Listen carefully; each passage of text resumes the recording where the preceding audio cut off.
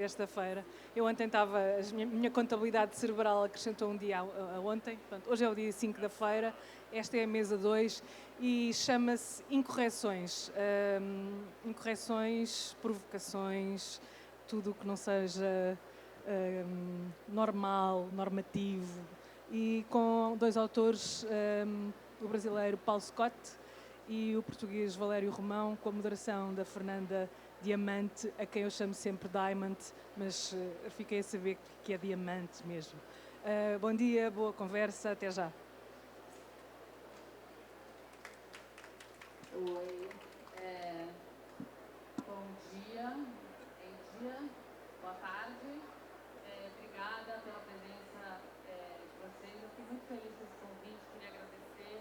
Você tem o livro que eu te dei, que eu queria ler eu acho que eu vocês estão ouvindo bem?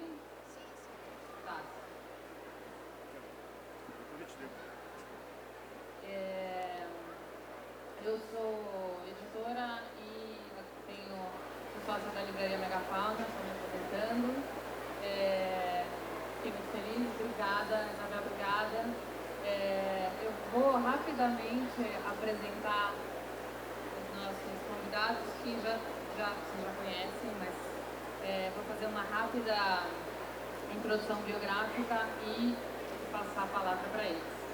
Bom, o Valério Romão é português, publicou vários livros já, mas no Brasil ele publicou Só o Autismo, que é o primeiro volume de uma trilogia. A trilogia toda já saiu em Portugal, já foi traduzida para outras línguas. Ele nasceu em 1974 na França, morou na França durante 10 anos e depois voltou para Portugal, mas sempre com um certo, ele diz isso, um certo desconforto de ser português na França e depois de ser um pouco francês em Portugal. Bom, eu tentei achar os outros livros para ler, mas eu li esse só. Então a minha fala, nossa conversa aqui vai ser em cima bastante nessa hora. O Paulo Scott, vocês todos conhecem, publicou 6 romances, é isso? 6 romances, livros de poesia diversos, e também queria centrar um pouco a conversa no Marrom e Amarelo, que saiu em 2019, e foi o último livro publicado. Eu acho que, conversando sobre esses dois, a gente vai abrindo para a obra, para o trabalho deles, dos escritores em geral. O Paulo nasceu em Porto Alegre em 66, mas mora em São Paulo há muito tempo? 3 anos. 3 anos. Bom, eu vou começar fazendo uma pergunta que eu acho que, para os dois, para vocês responderem, que eu acho que eles têm muitos pontos de contato, sutis muitas vezes, que eu acho que a gente pode começar a explorar. Esses dois livros, eles têm alguma origem autobiográfica, mas ao mesmo tempo eles não se encaixariam no formato da autoficção. Eles são romances e eles têm características muito... eles são muito estruturados, eles têm uma arquitetura elaborada. A gente pode até depois falar da linguagem, mas do ponto de vista estrutural eles têm uma complexidade. Então eu queria começar perguntando para vocês se, tendo esses elementos autobiográficos que muitas vezes são muito viscerais, quer dizer, como fazer esse salto entre uma experiência pessoal que tem componentes emocionais e chegar numa forma que tem esse distanciamento que vocês conseguem atingir. Então, qual é o processo de trabalho? Valério. Bom, olá, bom dia. Em primeiro lugar, obrigado pelo convite e obrigado por estarem cá. É uma questão interessante do ponto de vista, pelo menos para mim, quando eu comecei a escrever o autismo, tinha uma coisa muito presente na cabeça e acho que esse desvio da realidade para a ficção parte desse princípio, que era, não queria que aquilo fosse um diário ou uma espécie de autoficção, que é mais ou menos uma praga que contamina grande parte da literatura contemporânea. E à medida que fui avançando no livro, eu queria, obviamente, tinha um grande problema que era como é que eu transformo isto, que é uma experiência tão pessoal para mim, numa coisa em que as pessoas não podem... Portanto, como é que eu ponho ficção suficiente para as pessoas duvidarem do que é ficção e do que é realidade, de tal modo que não possam apontar nenhuma das coisas. Bom, achei que metade era uma fórmula mais ou menos justa e interessante, e acabei por dosear uma grande parte, metade daquele livro, ou mais metade é ficção, mas metade corresponde a experiências mais ou menos como elas foram tidas, e a minha salvaguarda, porque também não queria despir-me integralmente para o público, a minha salvaguarda é que ficava sempre com esta coisa que ninguém sabia qual das metades era a metade certa, a não ser os meus amigos, e com esses eu já me tinha despido, portanto já não tinha esse problema. Mas eu acho, sobretudo, que parte esta coisa de não transformar uma obra, escolher fazer literatura não autoficcional ou não diarística, é um momento inicial, porque se se perde essa decisão ou se não é tomada, a coisa passa ao jeito do Nausgaard, por exemplo, os 6 volumes, A Minha Luta, etc., que a priori, diz ele, é tudo, corresponde à vida dele. E eu de facto não queria fazer isso, por muito literário que isso fosse. Era um exercício que não me interessava. Não só por uma espécie de pudor, mas também porque nunca me interessou fazer autoficção. Portanto, à partida, a decisão foi essa, e depois arranjei dentro do livro uma estrutura que é uma estrutura de tipo policial, em que há uma espécie de mistério, não é, por resolver, que também me salvaguardou dessa possível queda na autoficção ou no registro do diário. Mais uma pergunta aí, já passo para você. O livro, para quem não leu, ele se apresenta em capítulos razoavelmente curtos que tem uma variação de narrador e alguns são poemas. É um livro que tem diálogos, ele tem uma miríade de estilos ali que você conseguiu. A unidade é impressionante, porque é muito difícil isso, né? Você ter capítulos tão diferentes, pensados de forma tão diferente. Isso já estava também nessa origem? Não, isso foi um bocado sorte e acaso. Fui encontrando diversas vozes mais ou menos distintas, porque depois, como aquilo tinha que ver com a vida contemporânea, há entradas de blog, há pensamentos que surgem na forma de confissões para as redes sociais, e foi uma coisa que me apareceu mais ou menos por acaso, que eu não tinha... Nada daquilo estava pensado, aquilo foi sendo feito, e acho pronto, que correu mais ou menos bem, mas foi um golpe de sorte também. Bom, primeiro, muito obrigado pelo convite. Isabel juntou essas 3 figuras aqui sob esse título de incorreções. Eu acho que, de alguma forma, a gente não pode escapar dessa oportunidade.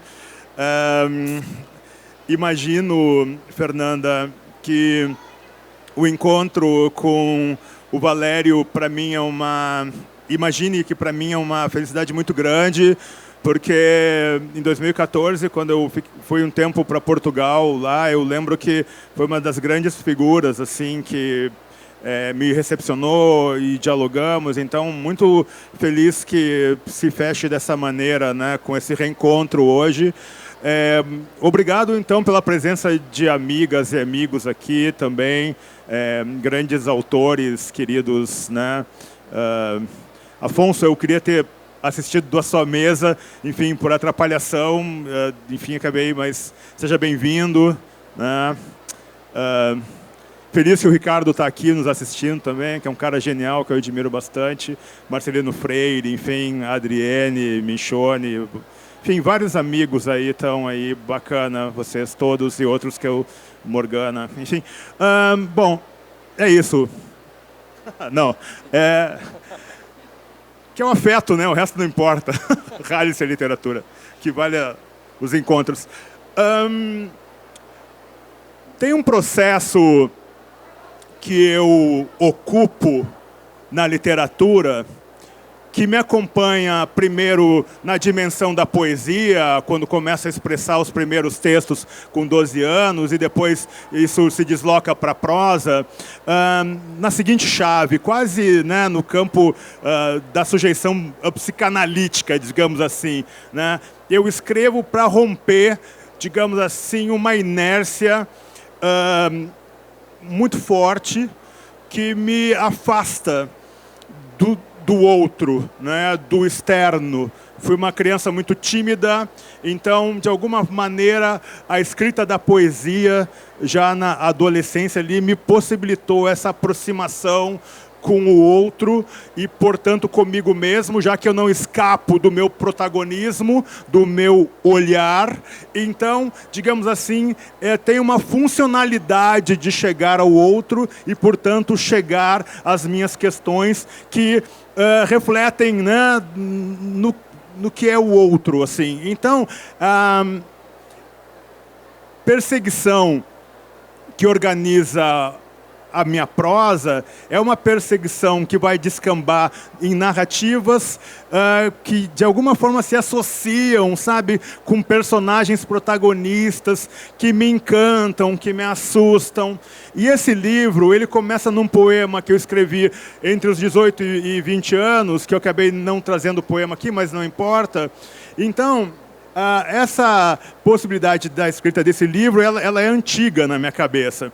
E eu parto de uma realidade que eu conheço, porque venho de uma família negra, de classe média para classe média alta, de uma região racista do Brasil, que é o Rio Grande do Sul, mas que nas suas idiosincrasias é muito interessante, porque no Sul você vê muitas chefias negras, né? Muitas pessoas negras ocupando cargo de direção, que você não vê aqui em São Paulo no volume que vê no Sul, e não vai ver no Rio de Janeiro, aquela coisa do tamo junto, do carioca, né? Não vai ver mesmo, né? Embora seja uma cidade de pessoas negras, né?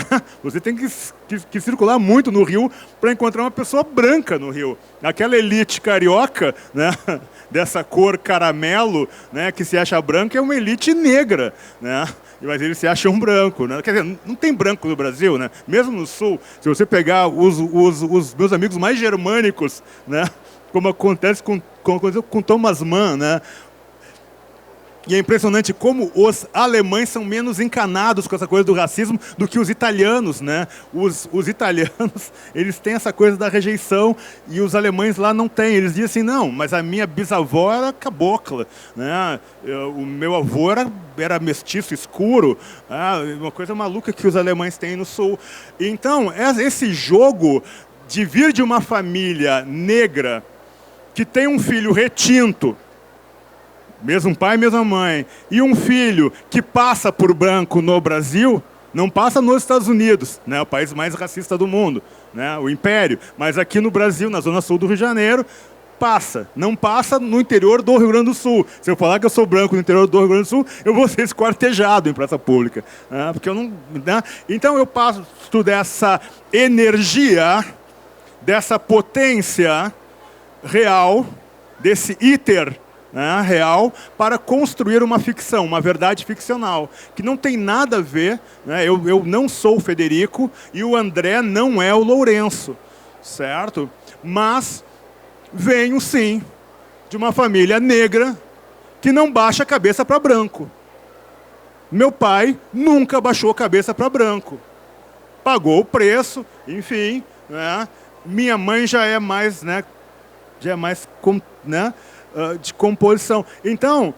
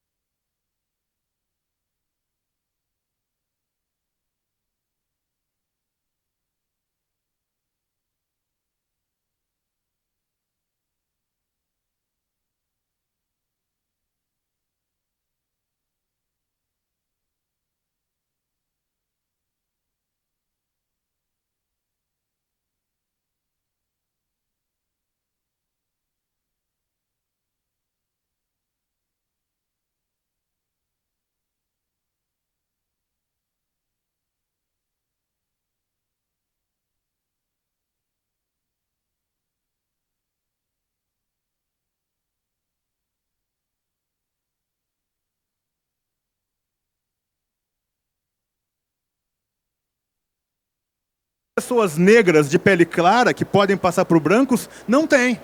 Entende? Pô, tu tem um pai retinto, mas você tem o rótulo do branco. Bom, economicamente a pessoa está sendo pragmática, né? Se ela puder passar por branca, ela vai se dar melhor, ela vai dizer eu sou branca, né? Então não estou condenando isso, né? É falta de um debate que o Brasil não consegue realizar. O racismo no Brasil é tabu, né? Então, digamos assim, as consequências, só para fechar, essa repercussão são, que é onde acontece a magia, acontece na leitura, né?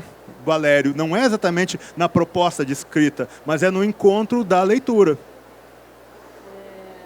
Eu li em 2019 o seu livro e o meu impulso foi indicar ele para as pessoas lerem, assim, para várias pessoas.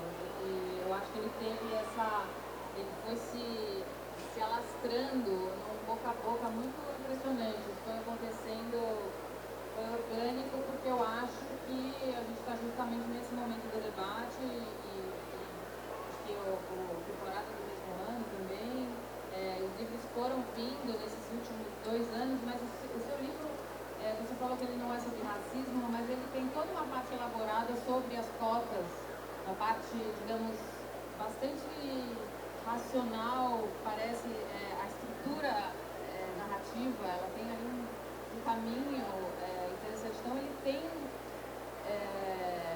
O que eu queria te perguntar, na verdade, você tem esse desconforto que vem sempre da sua biográfico, mas você chegou num momento que você decidiu escrever, você já tinha publicado outros livros e você já tinha também essa ideia, esse desenho de falar sobre as cotas, de falar sobre as questões políticas, e esse ano volta a relevância ainda, né, de novo, dobra a aposta, porque esse ano, 10 anos das cotas, e há uma previsão de debatê-las de novo, né? Então ganhou relevância e só complementando, não sei se todo mundo sabe, mas o livro foi traduzido para o inglês e entrou para a long list do Booker Prize esse ano com o título Fenótipos. Então eu acho que é um debate caro também na língua inglesa, né? Eu tenho lido muito sobre isso, né? Sobre educação nos Estados Unidos, na Inglaterra, também passando por essa revisão. Então, queria saber, você é advogado de formação, né? Você tem imagino que você pense muito sobre isso do ponto de vista jurídico também. Oh, Fernanda, achas que posso fazer uma pergunta ao Paulo? A tua conversa, se puder, eu dou-te... Eu devolvo... Valério, a estrela que hoje é você. Não. Sou eu que tenho que fazer pergunta para você. Eu devolvo-te já a função. O que me impressionou muito no teu livro, no Marrom e Amarelo, para além da descrição da experiência, que é muito tem carne, tem substância, é que em nenhum momento senti que ele fosse moralista.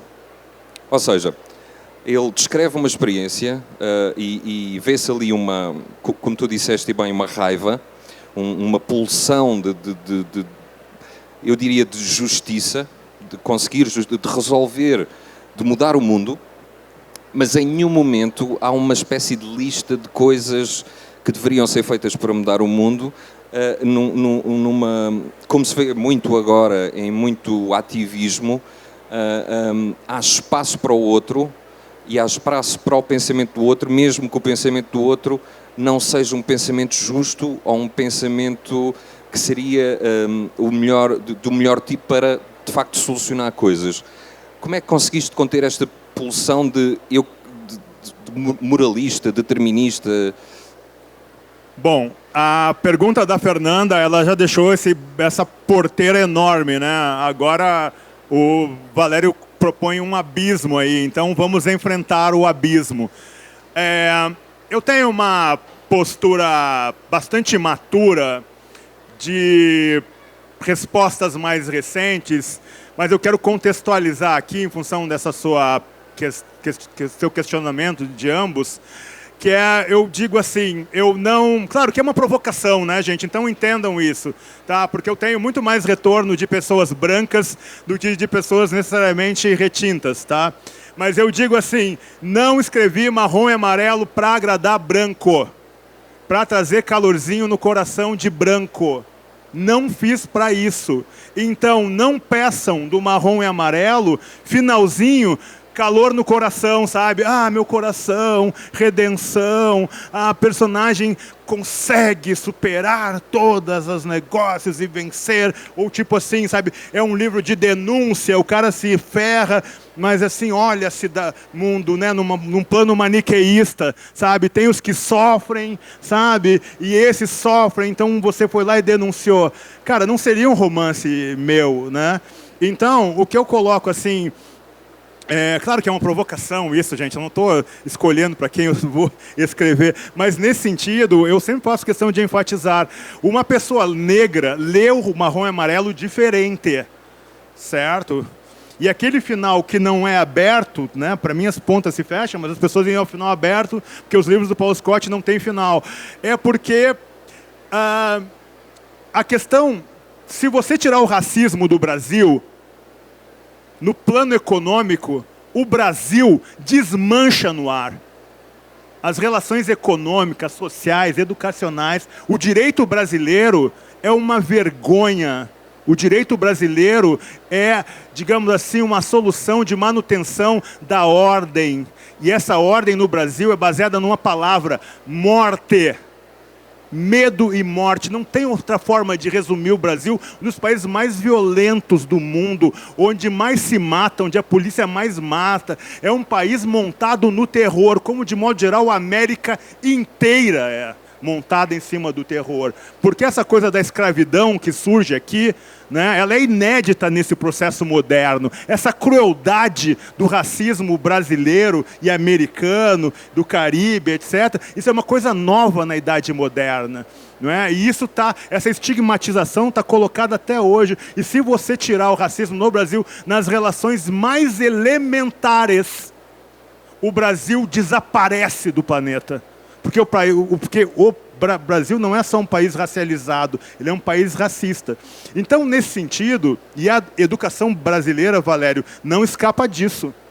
Não é de graça que você vê as grandes personagens negras, né, de Fernando Holliday, a Djamila, relatam as vezes em que professores disseram, né, claramente você não tem condições, né, tipo assim, não, você, né, tem essa pesquisa da USP muito interessante dizendo quantos professores brancos arredondam as notas dos alunos negros para baixo aqui no Brasil e as notas dos alunos brancos para cima. Ele só arredonda a nota do aluno preto para cima depois que ele conhece, né, o aluno que ele provou que é confiável. Entende? Então esse é o Brasil, entende? Que é um país negro, majoritariamente negro. Como pode isso? Então essa questão digamos assim, não tem como trabalhar de uma maneira maniqueísta, porque todos estamos contaminados por essa doença. O Brasil é um país adoecido, tão adoecido que nós não vemos, a gente não enxerga. Tem que vir um estrangeiro dizer para nós. É impressionante isso no Brasil. A gente não enxerga. Seja pessoa retinta, seja nordestino, seja, né, Os Indígenas é diferente, né, que é o meu romance mais analisado até hoje, ainda é o Habitante Irreal. Né, com os indígenas é diferente, porque a terra é deles. E eles têm uma firmeza de leitura do mundo que uma pessoa negra jamais vai ter. Porque a pessoa negra, ela foi desmontada, ela foi quebrada, ela foi moída de um jeito que os indígenas, mesmo estando no holocausto e genocídio permanente, né, eles mantêm essa integridade da leitura. E essa coisa do espaço acadêmico brasileiro, que chega a uma maturidade inédita, porque a grande revolução no Brasil, da história da educação no Brasil, é a presença de vozes e mentes negras no espaço acadêmico. Essa é a grande revolução, que foram lá mostrar para as pessoas que eu amo, né, que eu devo muito, intelectuais acadêmicos, que me ensinaram muito sobre a vida, mas o Brasil de verdade está sendo explicado agora pelas mulheres negras no espaço acadêmico. E esse processo não está completo. A universidade no Brasil só vai ser completa, a universidade brasileira só vai ser completa quando a inteligência indígena ocupar esse espaço, e está muito distante ainda, né? Porque as mulheres negras no espaço acadêmico mostraram, tipo assim, olha, vocês acham que entendem o Brasil, vocês não entendem. Você pode pegar os caras mais geniais que surgiu, que é o Florestan Fernandes, né, que é um gênio e que me formou. Você vê o quanto distante um Florestan Fernandes está de uma fala de um jovem negro qualquer, do YouTube, que está na USP, pega do chavoso da USP, qualquer pessoa, né? Elas falam de uma maturidade que a academia brasileira, não tinha. Então, muito obrigado, cotas. E é uma vergonha que a esquerda não tenha, de uma forma radical, neste ano decisivo, ampliado o projeto de emancipação do projeto de cotas. Porque não é só aceitar, tem que dar condições financeiras para as meninas e meninas negros, pardos, indígenas, retintos, ficarem na universidade com condições ideais, certo? Que um filhote da classe média alta paulistana tem, com a tranquilidade. Senão, é muito difícil, né, você conseguir a transformação. Então, nesse sentido, mas aí está a questão, né, Valério, é o encanto, né? É o encanto da coisa. Tem uma coisa que me assombra muito na sua obra, é a linguagem, né?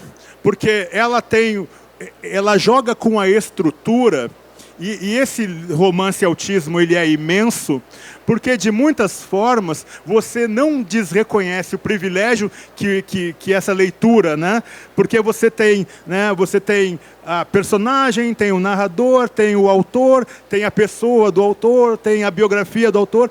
E esse jogo que você monta na narrativa desse romance imenso, nessa obra-prima, eu acho que quando você articula isso distante de um plano maniqueísmo, você tem um propósito também, né? Eu queria que você falasse um pouco sobre isso. Posso complementar? Porque daí eu já jogo a minha pergunta que já foi esboçada aqui, para não perder, que é uma coisa que eu senti muito lendo o livro e que o Paulo também tem, que é essa coisa que não tem redenção. Não tem, e começa de uma forma muito impressionante, né? O primeiro personagem que aparece no Autismo é muito violento, né? É um relato terrível, assim, e aquilo não vai se resolvendo, digamos, para uma coisa mais iluminada, né? Segue numa espiral, assim, e eu queria saber, assim, se tem uma reflexão. Você fez direito, você fez filosofia, quer dizer, tem uma intenção, digamos, de estado, de alma no que você escreve, priori, né? Bom, eu acho que a minha forma de escrever, pelo menos no autismo, porque era um assunto um bocado delicado, onde eu tinha um forte envolvimento pessoal e afetivo e mesmo de identidade com o livro, eu tentei de certa forma afastar-me, não é? Ganhar alguma distância, o que nem sempre foi possível. Portanto, há pouco tempo perguntaram-me, passaram 10 anos do lançamento do livro, se o fosses reescrever agora, estás arrependido, estás contente e não sei o quê? E disse, eu acho que aquilo está mais ou menos, está razoável, mudava algumas coisas que me parecem um bocado delicadoces. Portanto, tu dizes que ele é violento e eu acho que ele ainda tem doçura a mais. Mas isso é porque, quer dizer, quem tenha feito filosofia, se teve com atenção, é naturalmente pessimista. Quem olhe em redor para o mundo, se estiver com atenção, é naturalmente pessimista. Bom, muita dessa culpa tem que ver com as televisões, não é? Ou pelo menos com a função natural do noticiário. Havia um comediante americano que morreu muito jovem, agora esqueci-me do nome, porque quando estou em palco fico com amnésia seletiva, especialmente com os nomes, mas ele dizia, eu todos os dias assisto às notícias, morte, 800 mortos num terremoto, Afeganistão, mais não sei o quê, o mundo está a desabar, a inflação, vamos morrer todos. E depois vou à janela, piu, piu, piu, piu, os passarinhos e tal. Portanto, há assim uma espécie de ansiedade que se cria pela exposição à realidade, sobretudo quando ela é filtrada pelas coisas mais importantes, que neste caso são as notícias, não é? E as notícias normalmente não são boas. Tirando descobertas de curas para isto e para aquilo, normalmente as notícias incidem sobre o que aconteceu de mal. E de facto, aquele livro, quando eu escrevi o autismo, já estávamos num ambiente um bocado pestilento daquela coisa do pensamento positivo mágico, que era tipo, se eu repetir todos os dias as frases certas, eu sou capaz de fazer o que eu quiser. E a verdade é que não é assim. E não é assim, prova-se muito facilmente quando uma pessoa diz isso, é que pode estar o dia todo a repetir que joga como o Romário ou como o Ronaldo Fenómeno e nunca vai conseguir fazer isso só porque o repetiu para si próprio, ou que vai ficar rico, ou que vai ficar saudável, ou que vai ficar bonito, ou que vai lhe crescer o cabelo. Portanto, isto que contamina um bocado esta espécie de esoterismo para bebés, que contamina um bocado todo o pensamento contemporâneo, também estava um bocado associado ao autismo, no sentido em que quando as pessoas pensavam em autismo, pensavam, Rain Man, pronto, ele não olha para ti, mas se cair uma caixa de palitos ao chão, ele conta-os mentalmente. E deve dar imenso jeito no Blackjack ou no IRS, porque ele faz contas.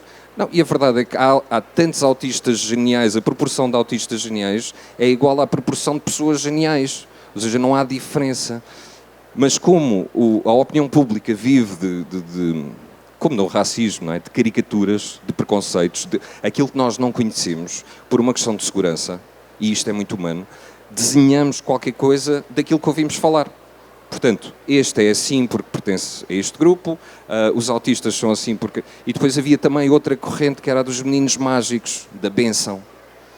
E eu, de certa forma, como tudo aquilo nunca fez sentido para mim, eu queria, de certa forma, dizer neste livro que a experiência do autismo é uma experiência que não é benéfica em nenhum sentido. Porque, ao contrário da trissomia 21, em que aquilo que é tirado, depois de repente é acrescentado em termos de inocência, de carinho e de afeto infinito, no autismo nada é acrescentado. Portanto, eu queria que as pessoas tivessem uma visão, se calhar às vezes mais sombria, mais pessimista, mas a todos os modos mais justa, não digo real, porque falarmos em realidade aqui mas mais justa da experiência original. E que percebessem que o autismo não é uma coisa que acontece a uma pessoa, é uma coisa que acontece a uma família, é uma coisa que acontece a todo um núcleo de gente que de repente tem que reorganizar a sua vida em função daquela pessoa. Porque senão o autista não... Quer dizer, está desacompanhado. São pessoas, a maior parte das vezes, que precisam de atenção 24 horas sobre 24. E eu queria que as pessoas percebessem que não é nem a criança índigo que nos vai ensinar o caminho das estrelas através da sua aura, nem o gênio que nos vai resolver o problema do Euromilhões porque tem chaves mágicas na cabeça. Portanto, era mais ou menos isto que eu queria. Tem uma passagem de gerações, assim, também, que é muito forte das figuras masculinas, né? Uma crítica muito impressionante desse ensimesmamento masculino, que não é um autismo de jeito nenhum, mas que tem uma espécie de barreira de comunicação com o mundo, né? Que aparece muito no livro. Gente, eu queria... Nesse ponto que você coloca, tem uma questão para mim que é importante, que eu quero fazer essa pergunta de público. Quando eu escrevi o Ithaca Road, né, para o projeto Amores Expressos, eu fui para a Austrália para escrever um romance, fiquei um mês lá, me deram um apartamento em Bondi Beach, e eu fiquei lá, e eu acabei montando esse romance entre duas mulheres, uma relação entre duas mulheres, uma delas dentro da síndrome do autismo, né, de Asperger. E a Ana, tanto que eu cogitei dar o título do Ithaca Road de autismo, né? Eu não conhecia ainda o Valério ainda, não conhecia o livro, enfim. E eu pesquisei intensamente sobre autismo 2 anos, Valério. E tanto que a relação entre a Ana e a Narelli é uma relação que a Ana, que tinha uma capacidade de desenhar muito genial, assim, ela se encantou, ela se ligou na Narelli. Eu não digo se a Narelli é bela, se não é bela, não é essa questão. Pela simetria do rosto da Narelli. Né? Ela olhou a Narelli e ela viu na simetria daquela mulher mestiça de Maori com inglês, né? Que 3 casas pelo mundo, uma mulher... Né, uma Penélope que não fica esperando pelo seu Ulisses, né, essa é o plot da história, ela fica encantada. E a relação entre as duas se estabelece a partir disso. Inclusive, 2 psicanalistas me escreveram dizendo assim: você não deveria ter colocado o vínculo, o afeto sexual entre as duas, porque isso não é legal. Eu falei, como assim? Isso é literatura. E, além do mais, eu pesquisei sobre a sexualidade, né, das pessoas sobre o espectro do autismo e da síndrome de Down também. E as pessoas têm sua sexualidade. Por que eu não posso tratar disso? Né? Que tipo de ofensa eu estou cometendo aqui? Né? Como a questão da Maína com o Paulo no Habitante. Né? As pessoas disseram, não, você está fazendo apologia ao estupro. Não estou fazendo apologia ao estupro, isso aqui é literatura. O Paulo por melhor das intenções que tenha, ele é o invasor e a Maína é a nativa invadida. Então, isso é literatura. Né? Então, essa questão que eu queria te perguntar é que eu tentei trabalhar isso e eu deixo a síndrome do autismo da Ana muito sutil no livro, porque eu me envolvi tanto com pessoas com autismo, né, que eu fiquei super preocupado em não tornar a Ana uma espécie de elemento central do freak show, sabe? Porque eu falei, eu não tenho domínio para contar numa novelinha de 100 páginas, né, essa questão. Então eu tirei todos os elementos, quase não se nota que ela tem, só quem é mais atento. E uma coisa que eu percebi muito forte da minha pesquisa, isso está no Ithaca Road, é que a Ana se conecta com a Narelli de uma forma 100% conectada, que é uma coisa típica das pessoas que têm, às vezes, né? Elas se conectam com as pessoas e, geralmente, com os familiares, essa conexão, isso é muito traumático para os familiares, essa conexão não é tão plena, né? Então, eu queria que você... Porque eu vejo isso também no seu livro. Bem, como... Bom, isto daria para umas 5 horas, se quiserem pedir um Uber Eats ou uma coisa assim. Mas, porquê? Porque isto é um espectro tão vasto e tão desconhecido ainda, em que entram tantas coisas, que estar a responder por um caso seria para mim exagerado e nem tenho conhecimento para o fazer. Mas o que posso dizer genericamente é que a maior parte dos autistas tem dificuldades de comunicação. Portanto, quando encontram uma pessoa com a qual eles conseguem ultrapassar essas dificuldades e não se sabe exatamente, se calhar muitas vezes eles não sabem porquê, é normal que aquela pessoa seja um ponto focal de afeto e o afeto também é um afeto mediado pelas suas experiências ou pela sua capacidade de dar e receber afeto. Portanto, tudo isto ainda estamos dentro de um território, como é o território mais ou menos da esquizofrenia, em que há muitos estudos, muita conversa, muitas propostas, muitas análises, mas de facto ainda há muito desconhecimento. Portanto, é por isso que no campo do autismo vingam tantas terapias que não são terapias, tantos logros médicos, porque de facto, como ainda estamos no âmbito do desconhecimento, que é uma condição cujo diagnóstico é meramente comportamental, não há nenhuma análise ao sangue, não há nenhuma que possa provar ou não que é autista, é uma questão comportamental, as pessoas podem ainda tentar enganar os outros, coisa que é mais difícil de fazer com outras doenças. Uma pergunta rápida para você. A trilogia já estava indicada desde o começo, desde quando você começa a escrever o primeiro livro? Sim, eu tinha pensado numa trilogia porque achava que poderia eventualmente explorar o tema da família nessa trilogia e ser mais redentor nos outros dois livros, mas depois isso não aconteceu. A gente quer muito que ele seja publicado no Brasil. Alô, Química da China Brasil, vamos fazer os outros dois. Eu tenho uma última pergunta e daí eu queria abrir também para, se vocês quiserem perguntar alguma coisa. A minha pergunta é, vocês dois tiveram, você é tradutor também, né? E vocês dois tiveram as obras traduzidas para outras línguas, para inglês, para francês, para outras línguas, outros livros. E eu queria saber como que sendo tradutor, acompanhar a tradução do seu próprio livro, qual é a experiência de ter a história contada em outra língua, se ela muda de sentido, se ela soa diferente, se aparecem coisas que não estavam explícitas na língua original. Eu posso responder primeiro, Paulo, porque eu vou responder muito, muito rápido. Eu não quero saber. Não quero saber.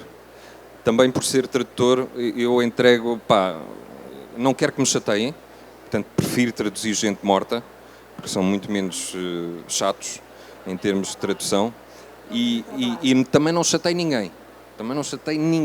A minha editora francesa diz-me, queres reler para ver se está bom? E eu, está bem. E semana seguinte ponho um lembrete no telemóvel para lhe mandar um mail, está ótimo. E pronto, fica resolvido.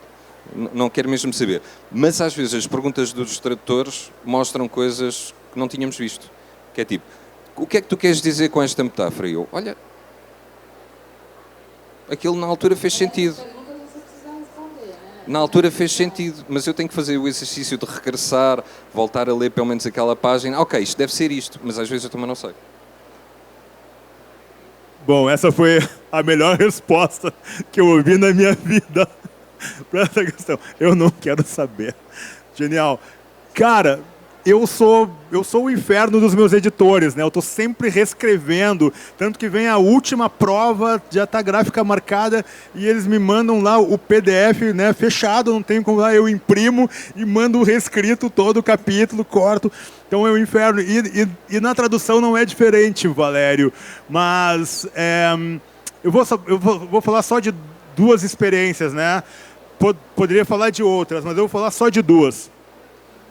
Para a tradução do Habitante pela Wagenbach, né, Berlim, para o alemão. A tradutora era a tradutora do Saramago, uma pessoa incrível. E ela, porque era para o alemão, ela me perguntava assim, que foi a única experiência nesse tipo, ela perguntava, Scott, aqui, nesse trechinho, você quer dizer, : isso, ou isso. Cara, eram 5 opções, 4 opções. Caramba! Então você fica era generosa. Então eu ficava assim, puta, incrível. Já para o inglês, eu fui traduzido por 3 tradutores já, mas o Daniel Han, né, que me traduz para Another Stories, e eu acho que eu só fui para o Booker Prize por causa do prestígio dele, estou sendo bem franco aqui, tem esse negócio que, cara, nós viramos uma pessoa só, Valério, que a gente, sabe, já tem 3 traduções juntos, né? E nós fazemos mesa juntos hoje, né, em inglês, assim, e as pessoas ficam assim, cara, é impressionante a conexão de vocês dois, é impressionante, cara, um fala com o outro na mesma resposta, e é um jogo, um ping-pong, e é incrível, assim, porque eu absorvi o modo dele, e ele super me entende também, então isso é incrível, sabe, então é meio que o oposto assim, do que você fala. E tem uma coisa muito interessante para o inglês que eu experimentei com os 3 tradutores, né? Para o inglês, pelo pragmatismo da língua, eles perguntam assim, Paulo, o que é isso? Para que isso, sabe? E aí eu fico pensando, por que eu fiz essa frase mesmo, não sei o quê. E a minha resposta acaba sendo meio parecida com a tua. Faz o que tu quiser, corta aí, sabe? Porque não tem como explicar. Imagina um poeta que infelizmente é mais conhecido como romancista, porque eu sou poeta, sou leitor de poesia, mas eu sou poeta, cara, e tem vários parágrafos que me perguntam o que está querendo dizer aquilo ali, que eu não sei o que está querendo dizer aquilo ali, né? Gente, eu queria, se eu estou acompanhando, eu queria, já até estourou o tempo, então eu queria abrir para perguntas, se alguém se animar. Tens de perguntar várias vezes. À primeira ninguém vai dizer nada. Eu quero perguntar uma coisa para ele que é importante. Tá? Eu fiquei muito conectado em Portugal com muitas pessoas, né? Mesmo assim, mas com a poesia do Vasco para Vasco Gatto e com a tua prosa, foi uma conexão assim muito visceral mesmo, né? Eu queria que você falasse da sua relação com a poesia, né? Que é muito bonita. Eu tenho uma relação, primeiro de leitor, de leitor poesia, e depois de escrever poesia, e já fui convidado para falar da minha poesia e para dizer a minha poesia, mas eu nunca publiquei um livro de poesia. Portanto, são poemas que eu às vezes ponho no Facebook, agora já não ponho porque mandei abaixo a conta, mas eu escrevo bastante poesia, mas não a publiquei ainda porque eu acho que não tenho um livro. As pessoas dizem, mas recolhes e fazes assim uma antologia, escolhes os melhores. Pois, mas eu queria ter um livro e não sinto que tenha, portanto não tenho pressa. Talvez um dia. E aí, gente, é isso?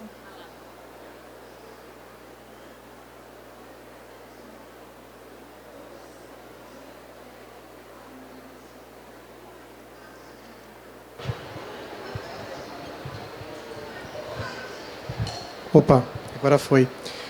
Boa tarde. Valério, eu não te conhecia, estou te conhecendo aqui hoje, né?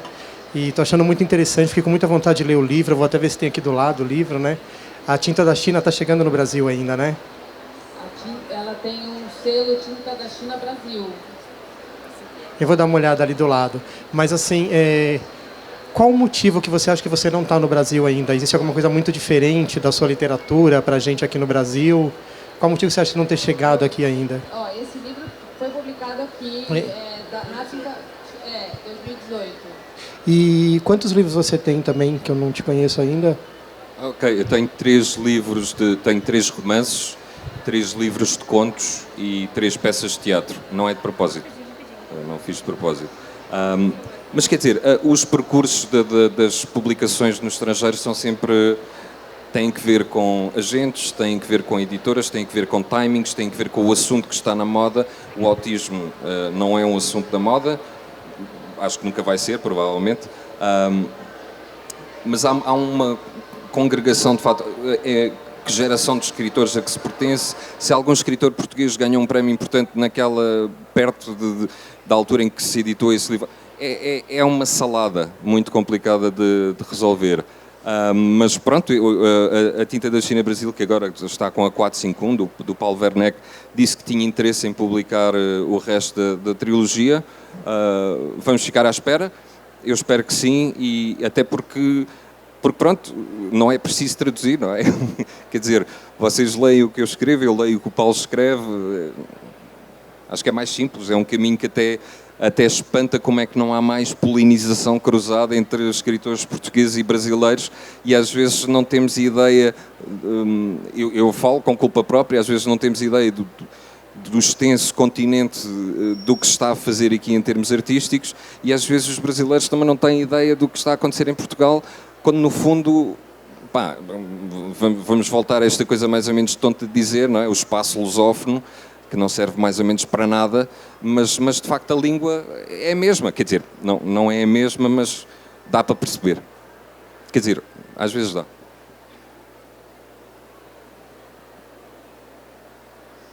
Boa tarde.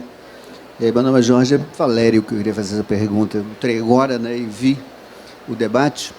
E ontem eu estava participando de um debate que teve ali de 2 editores brasileiros que estão editando livros e levando livros brasileiros para Portugal. E falando que o mercado do livro brasileiro em Portugal, ele é muito amplo, está muito abrindo bastante, né? Eu queria saber de você se você tem esse conhecimento da abertura do mercado português para a literatura brasileira. Foram feitos muitos esforços nesse sentido, muito da Bárbara da Tinta da China em Portugal, para trazer os nomes, o Rufato, o Paulo Scott, etc., para o Fuchs, para Portugal, para divulgar o que havia, o que se estava a fazer, ou seja, não divulgar os clássicos que já estão amplamente conhecidos e divulgados, mas divulgar o que estava a fazer contemporaneamente na literatura brasileira, o que era bom, o que era interessante, o que era fresco e o que, no fundo, não carecia de um trabalho de tradução, porque podíamos comunicar todos no mesmo idioma. No princípio, eu acho que isso foi bastante difícil, por motivos que eu não consigo precisar.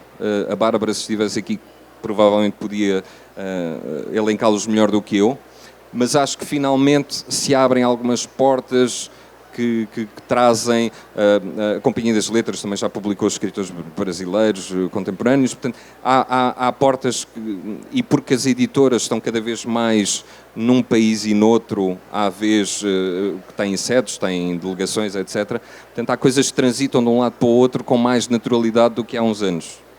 Porque tem uma questão que você tocou, já que você mencionou a Bárbara. A Bárbara Bulhosa, que é uma mulher muito forte, uma mulher muito inteligente, muito corajosa, ela tem esse engajamento muito ético e muito crítico em relação à produção brasileira, e ela banca isso lá em Portugal.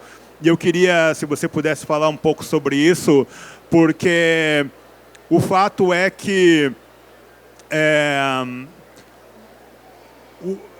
não estou falando de você, né? Até pela forma como a gente se conectou, né? O próprio Ricardo, que é um cara totalmente sem tempo, mas muito atento ao que é feito aqui no Brasil. Mas, de modo geral, o português olha o brasileiro, tipo, sabe, com muito preconceito. Sabe, o brasileiro não sabe escrever, brasileiro não faz, né, não tem uma linguagem potente, né? Então tem essa coisa que a Bárbara ela encampa, porque autores brasileiros eles não vendem em Portugal, né? E essa coisa que é quase uma insistência. E é importante destacar, né, Valério, que o momento do Brasil passou. Essa coisa, a literatura brasileira foi importante enquanto o Brasil era um player, né, no plano geopolítico importante economicamente. Se deu atenção, porque tudo é parte de grana, de relação econômica, né? Você vai prestar atenção na cultura porque você tem interesses militares, econômicos com os grandes parceiros. Então aquele ápice que aconteceu no Brasil foi assim e desceu, né? Uma coisa que no Brasil, você não sabe, foi um artigo da agente literária Nicole Witz, né, de Frankfurt, dizendo que ela estava se livrando de metade dos autores brasileiros porque o interesse em relação aos autores brasileiros no mundo desapareceu. E hoje, então, é uma situação bem crítica de anos passados. Então, hoje é muito insistência, né? Tanto que a minha editora alemã, porque mudou o funcionário que faz a leitura, esse livro com muito mais potencial do que o Habitante, se bem que tem, eles disseram, não, a gente não vai publicar, né, infelizmente. E o editor ficou assim, sério, mas ele é o consultor, ele ganha para isso. Né? Então tem essa questão que essa janela meio que já abriu e já fechou. Né? Então, quando você cita a Bárbara Bulhosa, da Tinta da China Portugal, eu tenho que dizer, essa grande mulher, né, e outras pessoas em Portugal, como é o caso da Isabel Lucas, né, que conhece muito literatura brasileira e portuguesa, né, graças a essas pessoas, né, que insistem nessas pontes, né, quando eu cheguei aqui com o seu livro, né, eu falei para várias pessoas, né, pô, esse é o cara, o Vasco Gato é a mesma coisa, sabe? E é muito difícil de romper essa ponte, porque anteontem eu tomei um café com um dos grandes editores do Brasil, e ele estava me dizendo o seguinte, Scott, é impressionante como a literatura mudou de 10 anos para cá. Né? Hoje essa chave da celebridade, né? E eu não estou dizendo que é uma coisa que o autor, a autora tem que forçar, porque tem muita gente que nasce com esse carisma e aí ela é apropriada como celebridade. Então, não estou falando disso. Né? Mas essa coisa do autor, da autora ter que ser celebridade para funcionar, bom, isso é assim no cinema, no teatro, na música, virou isso, o mundo geral virou. Né? Tem muito essa coisa hoje, né, de que você tem que criar essa persona, né, e parece que o mercado ele se determina a partir do número de likes que você tem na sua rede social. E isso é uma coisa, só para ficar uma pergunta completa, que você nunca quis. Né, que o Vasco Gato também nunca quis. Né? Claro, eu repito, tem pessoas que têm essa potência em si. Elas ficam paradas, né, e o mundo vem girar em torno delas porque elas têm essa potência. Mas tornar isso uma coisa uniforme, né, foi uma coisa que se radicalizou nos últimos 10 anos. E os jovens autores já chegam querendo ser né, celebridades, tratados como celebridades. E ele me disse, cara, Scott, parece que é um outro mundo hoje. Né?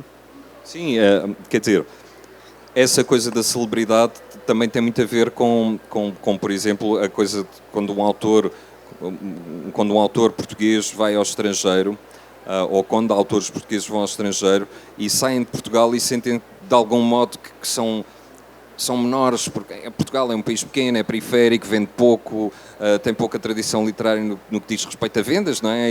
E há uma elite que lê, há uma classe média que lê, mas há muita gente que não lê, etc, etc. E depois vão para o meio da Europa, que é ali o berço da literatura contemporânea, etc, é uma coisa a sério. E então acham que têm que fazer truques nas mesas, tipo, quando vão falar com alguém têm que dizer piadas e têm que trazer, têm que falar do fado, ou do bacalhau, ou de não sei o quê. Tem que ser pitorescos e parece que essa é a porta de entrada lá fora, ser pitoresco. Eu vi coisas dessas e ao mesmo tempo, quer dizer, dá um bocado de pena, não é? Este número, mas ao mesmo tempo as pessoas fazem o que podem para sair de um país que de facto, em termos de dimensão, escala, quer dizer, a única coisa que põe Portugal no mapa é a língua e a literatura e toda a cultura, os 800 anos de história e de cultura, porque depois, de facto, aquilo é uma coisa minúscula, não é? 10 milhões de pessoas não é um país, nem devia ser legal, como dizem os chineses, quando eu digo, moram-se em Portugal, assim, quantas pessoas? 10 milhões. Não, Portugal. Para eles é um bocado estranho. Esta coisa da escala, a nossa grande vantagem, de certa forma desvantagem, não é? Porque com a colonização do inglês, um autor canadiano, australiano, inglês, escocês, etc., tem muito mais facilidade em ser internacionalizado, mas a uma escala que não nos é sequer imaginável, do que um autor de outra língua qualquer. E o português está assim a meio da fila, talvez, dentro das línguas internacionalizáveis. E então os autores procuram outras valências, a piada, o pitoresco, etc., para vender um produto que, no fundo, para colar a figura do autor ao produto livre. Ser um pacote. É comprar a celebridade, comprar o livro é também ter um bocado da celebridade. Que é uma coisa que importamos de toda a cultura pop. Gente, eu vou, aproveitando o rufar dos tambores aqui, agradecer muito, dizer que essa iniciativa aqui ajuda justamente a fazer essa conversa entre Portugal e Brasil. A gente também acho que tem um pouco de dificuldade com os autores portugueses, então acho que a gente está sendo muito feliz dessa série de encontros maravilhosos que vocês estão fazendo aqui. Queria agradecer demais a presença, Valério, Paulo, obrigada pelo convite, gente.